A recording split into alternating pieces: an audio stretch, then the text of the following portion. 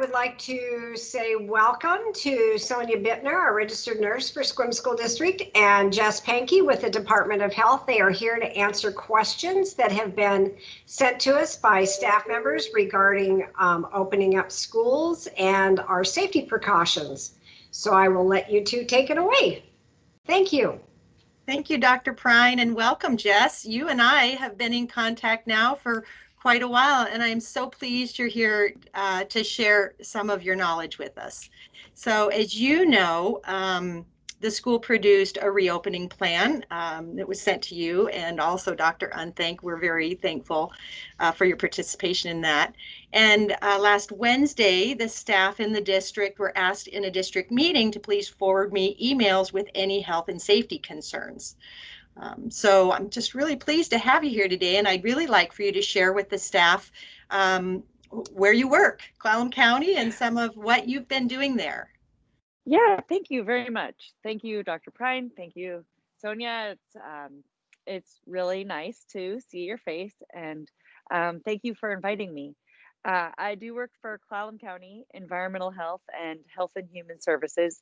I come from a food safety background, and beginning with in April or May of 2020, I was invited to work as part of the outbreak response crew. So I've been doing investigations of cases and outbreaks of COVID, and trying to offer business guidance and support as we interpret the safety measures that will keep us safe. So I'm kind of new to epidemiology, but I really enjoy the work. I've been at the county for 14 years, and some of your staff might recognize me as the health inspector that visits the kitchens. So it's nice to be here. Thank you very much. Thanks, Jess. Yeah, I really appreciated having you as a resource. Well, the staff sent me emails that really boiled down into three main areas. And we'll go over each of them, but one of the first ones, we have a multitude of staff who are very interested in getting the COVID vaccine. And of course, we know that the category for teaching staff has not come up yet to be available, but we wondered if you had any inside information for us. Well, I wish that I did. I know that our public health staff is working really hard to accommodate the phases as they're coming up. I think that there is also a look nationally at bumping educators and K-12 staff up on the list, but I think we're just waiting for vaccine. And although I don't have a timeline for when it will arrive, I know that you will let your staff and team know as soon as it becomes available. Excellent, thank you. The second kind of grouping was regarding student and staff safety, especially during meals in rooms when students have their masks off. And I would read to you what I felt was a really good example of that from one of our teachers. The email says, I am still concerned and confused about students eating indoors, in particular in our classrooms, most of which are small. Restaurants are closed to indoor dining because it's been determined to be too dangerous, to the extent that people have lost their livelihoods. So the decision wasn't taken lightly. This is because the CDC has confirmed that the virus is airborne and therefore travels much farther than 6 feet without masks on. So distancing is insufficient while eating. In addition to people in the room being exposed while eating, the room would then be contaminated and need to be thoroughly disinfected and ventilated before anyone returns. So I thought that was very representative of what I have been hearing from staff. Okay, so some of you're right that it has been, people have lost their livelihood because the industry and that type of activity where people mingle and linger and spend time with those outside of our family, our homes, and outside and who are not practicing symptom screening. It's a different environment than at a school environment. And distancing is not observed at food establishments. If they're sitting at the same table, in a controlled environment like a school setting, it can't really compare the two in that way. With distancing, and if it's possible to increase ventilation, I know that's recommended, but it's very different than a food establishment. Um, the second part of that question, or about that comment about airing out a room, the only time I've experienced, I've heard that recommendation is after an aerosol generating procedure, like a medical procedure where you're really introducing respiratory particles into the air. And in some instances, I think activities can produce aerosols, like singing or some musical instruments playing. It can, but eating hasn't been identified as one of those activities. So I don't think that there would be a concern to air out a room after people eat lunch. Mm-hmm. I think in our reopening guide also, I've tried to have staff look at the multiple mitigations or protections that we have in place. And I just thought I'd take this moment to point out that there's a huge defense in the layering effect of those. What are there, 9, 10? If you include contact tracing and testing, there's quite a few. And individually, any one of those defenses, like wearing masks, may have holes in it. And if this is a time when students are eating and they have their masks off, that's obviously a hole.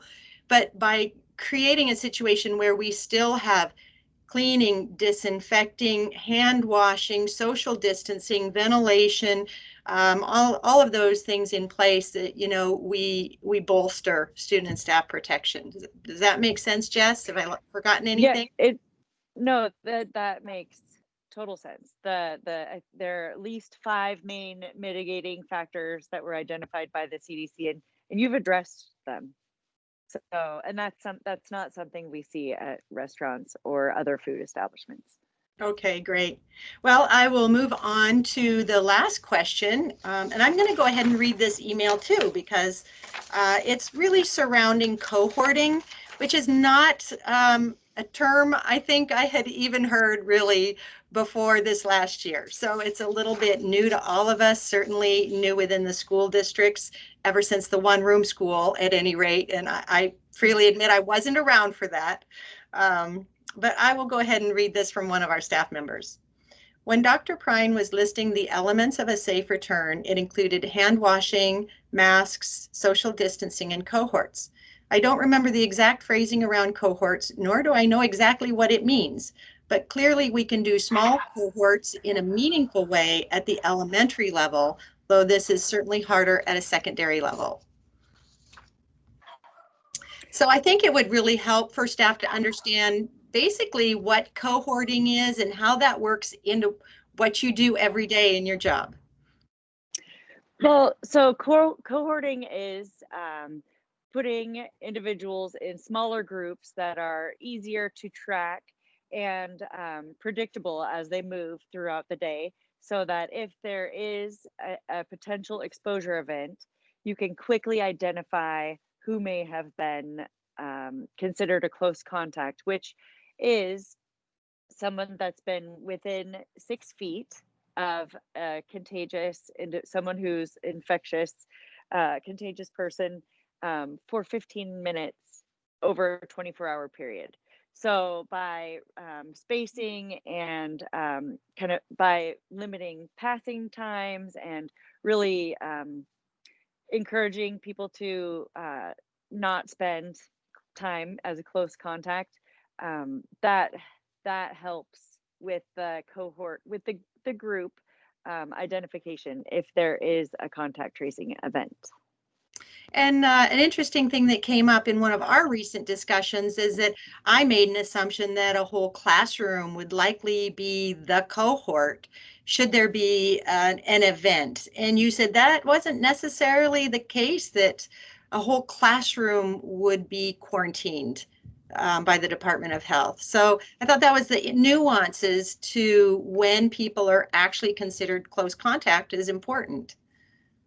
Right. So I just want to be clear that a whole classroom wouldn't necessarily be quarantined if one person was contagious. Is that what you said? Yeah. Yes, yeah, that's right. The reason that I think it became more important to put a number on cohort groups for the younger children is because they're not really able to keep those physical barriers, the distance, the mask, where they potentially could all be exposed and considered a contact. But if we have people who are able to distance and wear masks and recall who they've been around, it's a different scenario. But generally, a cohort is a smaller group that moves together throughout the day. Yeah, and Dr. Unthank was pretty clear in one of her earlier meetings with the school nurses that, when we're talking about kindergartners or maybe first graders, we're not applying the same rules to older elementary school kids or middle school kids or high school kids that really should be able to be social distancing effectively.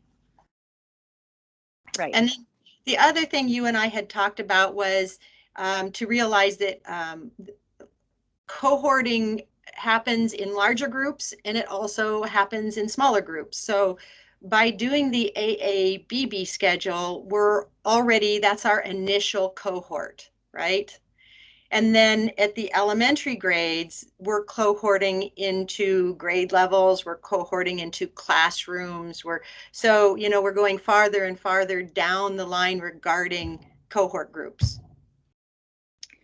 Right. So I only have experience with smaller groups that really stay together. For example, cohorting a shift at a facility, a shift of employees, or cohorting patients who are already are COVID positive, keeping them together and there isn't mixing. So the interpretation and the application of cohorts at the different levels of education, I think there will be a large variety, but it comes down to contact tracing and really just building in the barriers like distancing to control for a lot of exposure. And one last thing, I find it very interesting when you're looking at contact tracing, how you go back in time with that. Would you just do a brief overview? Because I know that we've talked that it's not just people who are symptomatic, but it's when they become or with a positive test. So if you could just do a quick review on that. Sure. So sometimes a person is tested because they're not feeling well and they test positive. When we look at how to determine when that person can be clear from isolation, we use 10 days from the onset of symptoms or the positive test. But when we are doing contact tracing to see who may have been exposed while that person was contagious, it includes 2 days prior to symptom onset or the positive test where someone could be contagious and not have the slightest idea that in a few days they're going to feel poorly. Right. So we do want to pretend like everyone is potentially in that asymptomatic or pre-symptomatic phase so that we can to remind ourselves that we need to maintain distance. Excellent. Thank you so much. I just really appreciate you coming here today, and I'm sure we'll have more questions and we'll be talking again in the future.